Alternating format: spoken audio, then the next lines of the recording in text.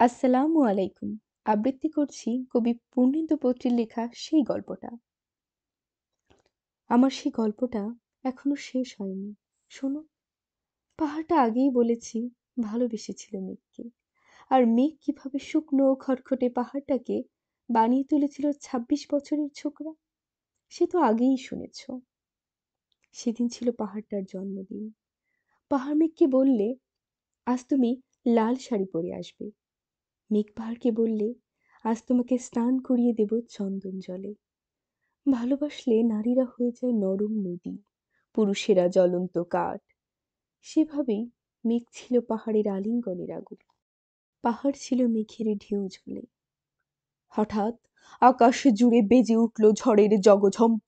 ঝাঁকড়া চুল উড়িয়ে ছিনতাইয়ের ভঙ্গিতে ছুটে এলো এক ঝাঁক হাওয়া। মেঘের আঁচলে টান মেরে বললে, ওঠ ছুরি, তোর বিয়ে। এখনো শেষ হয়নি গল্পটা। বজ্রের সঙ্গে মেঘের বিয়েটা হয়ে গেল ঠিকই, কিন্তু পাহাড়কে সে কোনোদিন ভুলতে পারল না। বিশ্বাস না হয় তো চিরে দেখতে পারো, পাহাড়টার হাড় পাঁজর, ভিতরে থই থই করছে শত ঝর্ণার জল। ধন্যবাদ। কবিতার কবি পূর্ণেন্দু পত্রী একজন ভারতবর্ষের নাগরিক। তিনি বিভিন্ন ধরনের কাব্যগ্রন্থ, উপন্যাস ও প্রবন্ধ লিখেছেন। সেই গল্পটা, এই কবিতাটি হচ্ছে একটি রূপক গল্প কবিতা। এখানে বলা হয়েছে মেঘ ও পাহাড়ের মধ্যকার প্রেমের আলাপ।